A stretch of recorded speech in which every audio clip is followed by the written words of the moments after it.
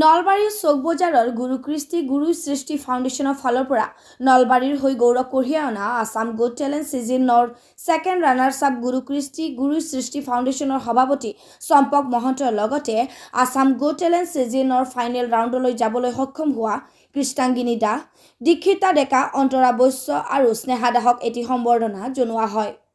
সম্বৰ্ধনা জ্ঞাপন কৰে গুৰুকৃষ্টি গুৰু সৃষ্টি ফাউণ্ডেশ্যনৰ সম্পাদক হীৰকজ্যোতি মহন্ত আৰু সাধাৰণ সম্পাদক চিন্ময় কলিতাই।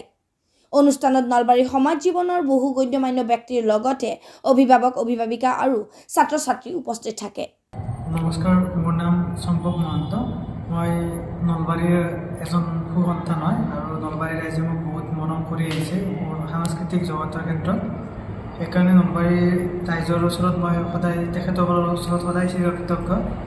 আৰু ছেকেণ্ডটো কথাটো হ'ল কি, এটা ৰিয়েলিটি শ্ব'ত যোৱাৰ কাৰণে বহুত কষ্ট কৰিব লাগে আৰু তাতকৈ মই যিটো অনুষ্ঠান কৰিছিলোঁ তাত অসমৰ বিভিন্ন ঠাইৰ পৰা আহি তাত সেই অনুষ্ঠানটোত পাৰ্টিচিপেট কৰিছিলে, তেতিয়া মোৰ অলপ ভয় হৈছিলে।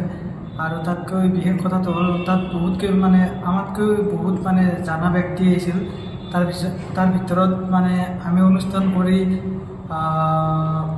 কিবা ধুনীয়াকৈ তাত জয় হোৱাটো বহুত ডাঙৰ কথা। জয় হ'ল যে সেইটো বহুত ভাল লাগিছে। আৰু এই ক্ষেত্ৰত ক'বলৈ গ'লে মোৰ গুৰু দীপক শৰ্মা ছাৰৰ কথা ক'ব লাগিব, কাৰণ গুৰু নোহোৱাকৈ একো নাই। ছাৰে প্ৰথমৰ পৰাই ৰক্ষণাবেক্ষণ দি আছে আৰু শেষলৈ ছাৰ আছে কাৰণে মই কামবিলাক কৰি গৈ আছোঁ। আপুনি যে আছাম গট টেলেণ্ট ছিজন 9ত গ'ল, এই যাত্ৰাটোৰ বিষয়ে কিছু চমু বক্তব্য। প্ৰথম ইয়াৰ শ্ব' হৈছিলে নলবাৰীত, তাৰপিছত মেগা অডিশ্যন গুৱাহাটী, তাৰপিছত ছেমি ফাইনেল, তাৰপিছত ফাইনেল গুৱাহাটীতে হৈছে মালিগাঁও। নিউজ ডেস্ক ৰিপোৰ্ট ইত্যাদি A to Z।